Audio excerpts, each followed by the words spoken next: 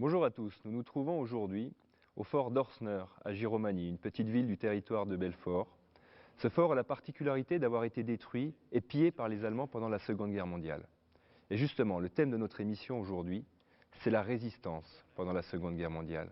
Et pour illustrer ce thème, nous avons choisi de vous parler de l'histoire extraordinaire de deux jeunes résistants. Ils étaient jeunes à l'époque, l'un avait 17 ans, l'autre 21 ans. Et ils n'ont pas hésité, au nom d'un idéal de liberté, de sacrifier une partie de leur jeunesse pour retrouver un jour la liberté. Pour nous en parler, nous avons choisi d'inviter sur ce plateau M. Serge Tarby. Bonjour. Bonjour. Vous êtes retraité de la gendarmerie nationale et vous êtes également passionné par cette partie de notre histoire à tous. Tout à fait, c'est vrai. À vos côtés également, Monsieur Alain Jacob-Boileau, bonjour. Bonjour. Vous êtes directeur et instituteur à l'école du centre de Champagné et également écrivain. Vous avez écrit plusieurs livres sur ces thèmes justement. Et tous les deux, vous avez un point commun. Vous avez voulu témoigner par l'écrit sur l'histoire extraordinaire de ces deux résistants. Mais tout de suite, dans un premier reportage, pour entrer dans le vif du sujet, nous allons découvrir le parcours et l'histoire extraordinaire d'un jeune résistant originaire de Montenoy, dans le Doubs, qui, en octobre 1944, n'a pas hésité à se servir de ses poings pour sauver sa vie. Dans le village, j'avais nommé Marc Firot qui tenait un café, dont on se réunissait là. Lui était avant dans la résistance que nous, il était un peu chef là-dedans. On était un groupe de résistance, c'est tous les gars du village, tous des jeunes, une grande partie. Nous étions réquisitionnés pour aller faire des fortifications pour les Allemands en première ligne. Alors on travaillait, puis le soir on faisait des coups durs, des sabotages, lignes de chemin de fer, etc. Et les Allemands, ils ont douté qu'il y avait de la résistance là à travers. Le chef de groupe, il a été rendez-vous avec eux. Tout d'un coup, ils ont sorti leur arme de leur poche, ils ont dit au Gestapo, ils l'ont emmené. Et quand on l'a vu dans la camionnette des Allemands devant la mairie, on a dit, il y a une marque qui est là. On l'appelait une marque. Alors finalement, on a dit, il ne veut rien dire, mais il nous a tout donné les noms. Le 29 octobre 1944, à 8 h du matin, nous avons été arrêtés devant la mairie de Montenoy. Un lieutenant allemand arrive 2 minutes après, on se trouve encerclés tout autour, des Allemands tout autour. D'ailleurs, la veille, on avait vu à l'entrée du village des sentinelles, tous les 20-30 mètres, il y en avait une. On a dit, qu'est-ce qu'il y a? Ils attendent un coup dur de l'attaque des Alliés de l'autre côté. Mais c'était pas pour ça, c'était pour cerner le village, où personne ne sauve.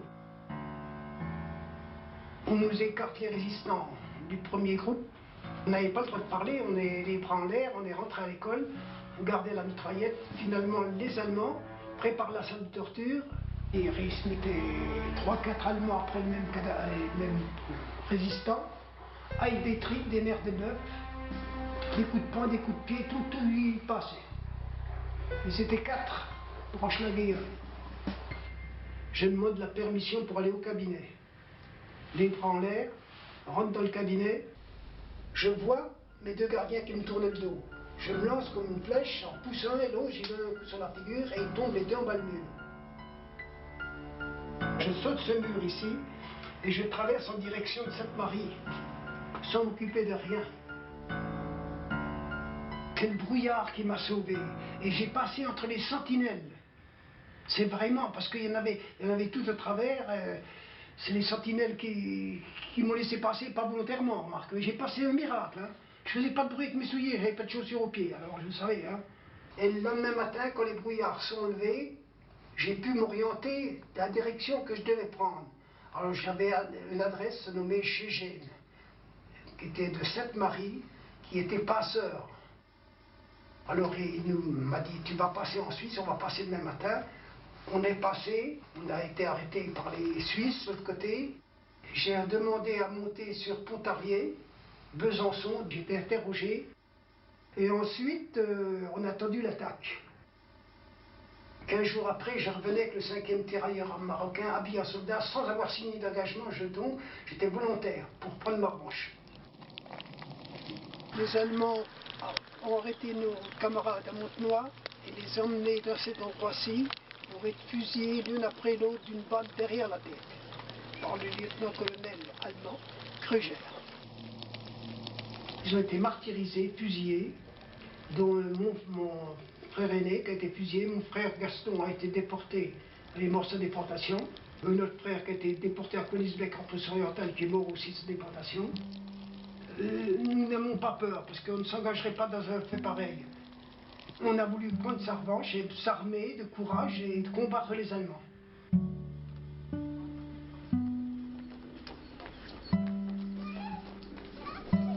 La jeunesse d'aujourd'hui n'est pas celle qu'on avait subi les conséquences de cette vilaine guerre, mais je souhaite que la jeunesse soit honnête, travailleuse, c'est tout ce que je leur souhaite de bien.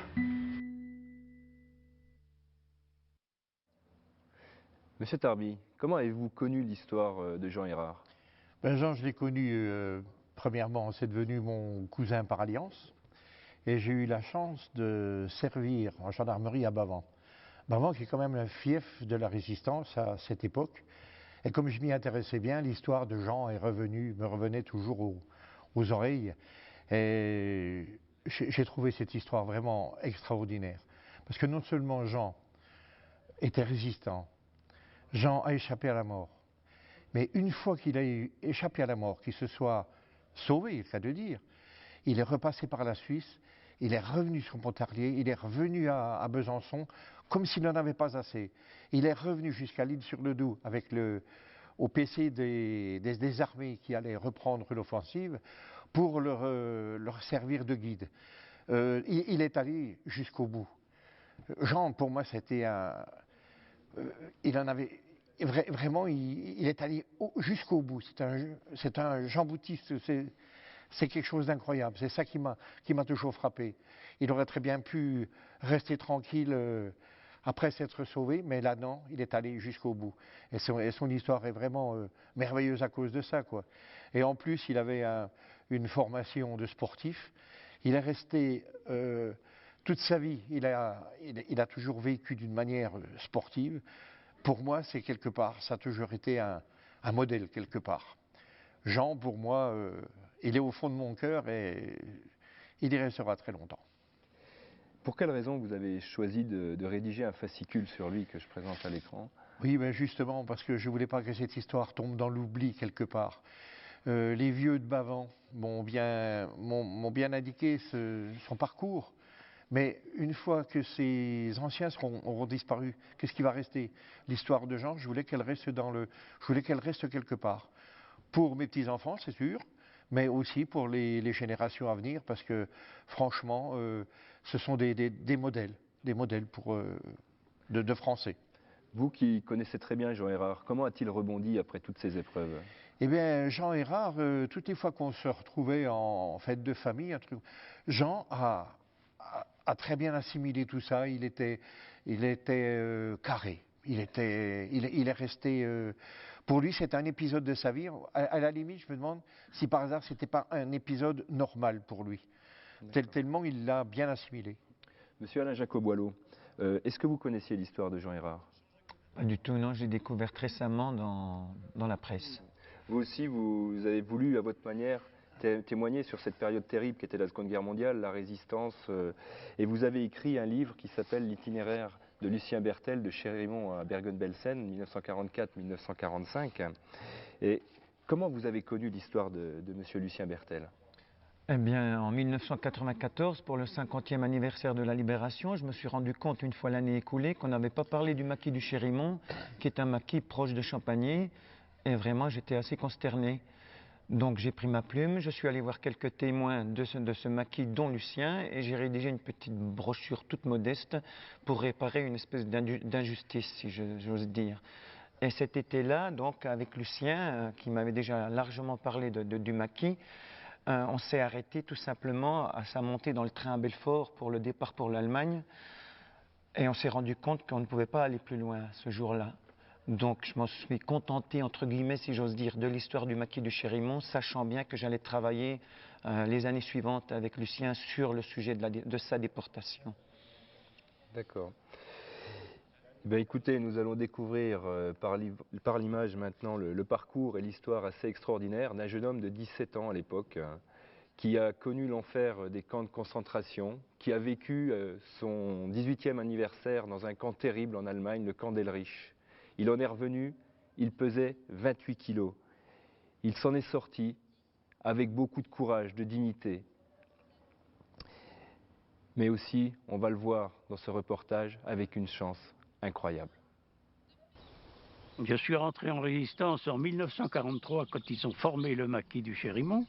Ils recrutaient des jeunes pour les forces FFI. Un maquis qui devait compter 800 hommes si nous avions reçu les armes, le parachutage qui nous avait été annoncé n'étant pas arrivé. Donc tout le monde n'a pas été mobilisé. Nous étions ici environ 80. Notre objectif premier était bien sûr de construire le maquis. Et en plus, il fallait s'armer. Il y avait beaucoup d'effervescence du fait du recul des armées allemandes. Mais dans le maquis, c'était quand même assez joyeux. Nous étions beaucoup de jeunes. À l'époque, j'avais 17 ans. Pour ne pas se trouver encerclé par les Allemands, on a reçu l'ordre de l'état-major FFI de rejoindre Lure. Nous nous sommes arrêtés au Puy Arthur à la descente du maquis déjà pour se reposer, parce que marcher la nuit dans des chemins de forêt était très pénible. On était mouillés jusqu'aux os. Ça faisait 2 jours que nous étions sous la pluie. Et là, nous avons passé le reste de la nuit au chaud, à l'abri de la pluie et au chaud. Et le 18 septembre, toujours décidé à rejoindre Lure, nous quittons le Puy Arthur. Et au moment où nous quittons le Puy Arthur, on voyait les Allemands depuis notre